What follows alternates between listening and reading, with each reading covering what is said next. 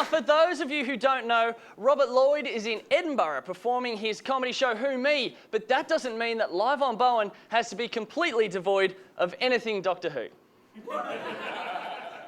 2013 is the 50th anniversary of the longest-running sci-fi television show ever, and recently Rob caught up with a few of the big lords of time. Let's check it out.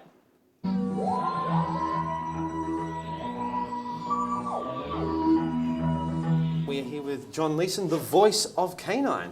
Affirmative, something like that, yes. You've been doing K9 for how many years now? 35, something like that. When you did the rehearsals, you actually got down on all fours and worked with the actor. Basically, the module of K9 hadn't been built when we'd started rehearsals. Right.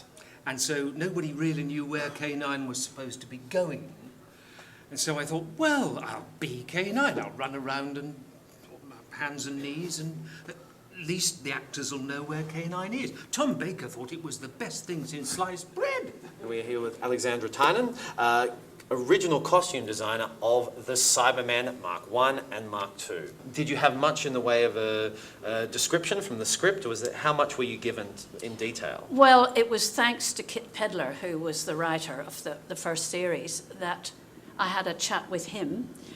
Because I'd read a script and I really wasn't sure about, what was wanted. But he explained to me the whole idea of cybernetics, which was a very new thing back in the 60s. Hardly anybody had ever heard of it. And so because he was a medical doctor, he explained to me that it was about, well, basically replacement body parts, if you like, that were going to work and keep people going. And the idea behind the Cybermen was that although they had been human to start with, a long way back, they had gradually started to replace parts of their body so that they'd last longer and be more aggressive. We are here with the 8th Doctor himself, Mr. Paul McGann. Thank you for joining us. My pleasure. How do you find being flown around the world and meeting all these new people and talking about an experience which was just a couple of weeks' work for you in '96? Yeah, it's strange. I was Doctor Who for 6 weeks, 17 years ago. It's weird, isn't it? Now, I saw recently you were at the celebration of the stamps. No, we all ended up on a bunch of stamps. Yes. How's that for you, being on a stamp for 6 weeks' work? I think I should really be hugely impressed. But you're not really? Not as impressed as one of my kids who probably rightly said to me, Dad, he said, that is permanent. He seems more impressed at that than anything else I've ever done. The Royal Mail people who were there at this shindig, said, the distinction between the first and the second class stamps is such that, and we're on first class stamps, is that it's permanent. They'll always be usable, they'll always be current, you'll always be out there. And it was only last year that living people first appeared on these stamps. Yeah. It was these Olympic athletes, so these British gold medal winners. Because it was on the deceased people we've been on before. So aside from these British Olympians, it's just me and the boys, the chaps. Hello, who are As you? always was. Who are you? Exactly. Exactly. Hello, exactly. Do you prefer doing conventions on your own or actually with each other and with the others so you can... It's better having the backup. It's good fun. And so also it's not so lonely, really. Although it isn't really lonely because the fans are great and friendly. But, having done for 25 years, I know them all now. Yes. All 5 of them. In each continent. And it's, it's good. But it's good, because we've become mates. Yes. Peter and Paul and Colin and... The 5th Doctor himself, Mr. Peter Davison. Thank you so much for your time. Pleasure. You've done quite a lot of conventions in your time. Do you have to go through any mental process to get yourself ready for the onslaught of affection and... Well, the affection side of it, I think you have to just keep your feet on the ground and realise it is because of a part you played. It's not real affection for me personally as Peter. Do you develop a sort of a routine or when you get up for questions and stuff like that, you have your stories set up and... Not really, but what I've realised over the years is that they like to ask the same questions. And I'm thinking, well, I had to give a different answer because, or slightly, vary the answer slightly, otherwise they'll just get bored. Yeah. I've realised over the years, actually, they want to hear the same answer. It's kind of like they want a repeat performance. It's like a... I don't particularly. So that I know that tomorrow I'll get asked a certain question or something, and I'll go, you don't really want to hear this again, do you? And I go, yeah, we do.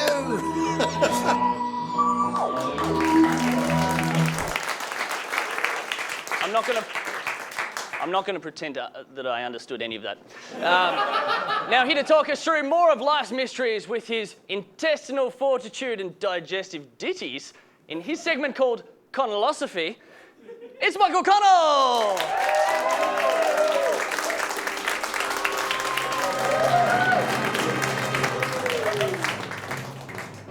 Thank you, Aaron. I don't understand money. I don't. That's partly why I'm a comedian. This is a terrible financial decision. Like, sometimes I do gigs, I try to work out how much money I'm making on the gig. I'm like, oh, okay, it cost me about $3 a kilometre to drive my car. I drove 20 Ks to get here. They're paying me with a sandwich. How does that work out? It doesn't work out, is the answer. Right? But I don't think money is real. Right? And whenever I say that, people always go, oh, of course money's real, Michael. Look, here's some notes, here's some coins. No, that's currency. Money and currency, two different things. Right? Like, if money was beer, currency would be the glass it comes in. Right? We have currency, so when you go to the bank, you can get your money out in the form of notes. Kind of like how when you go to the bar, we have glasses, so that when you order a beer, they don't just spray it in your face. This guy's like, oh, actually, that sounds delicious.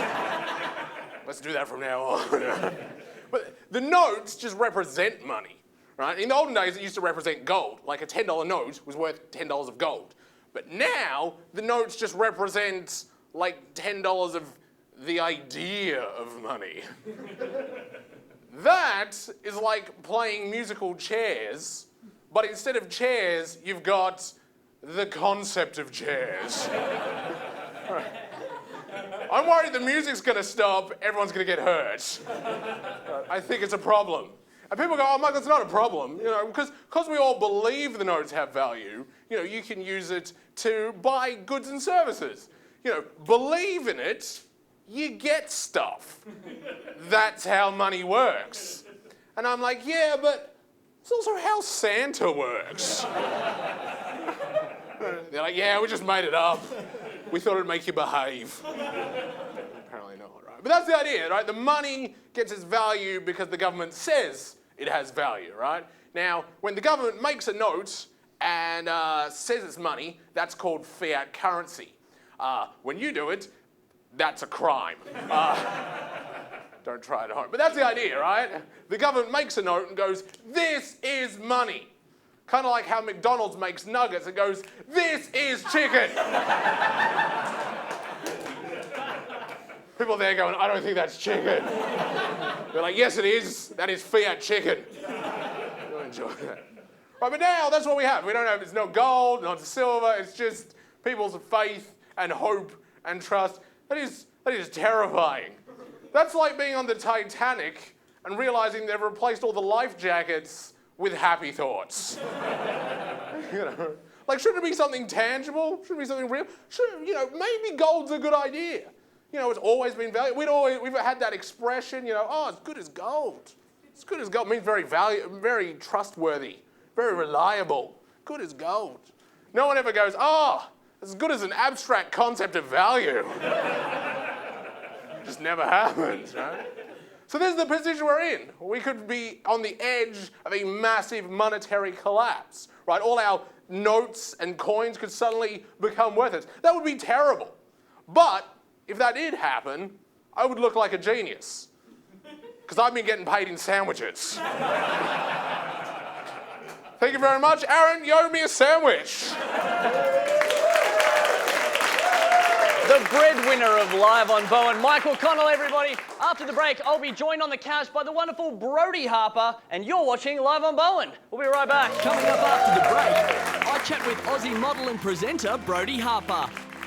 Stand-up laughs with Jack Druce, and music from the Mere Poets. You're watching Live on Bowen. Thank you.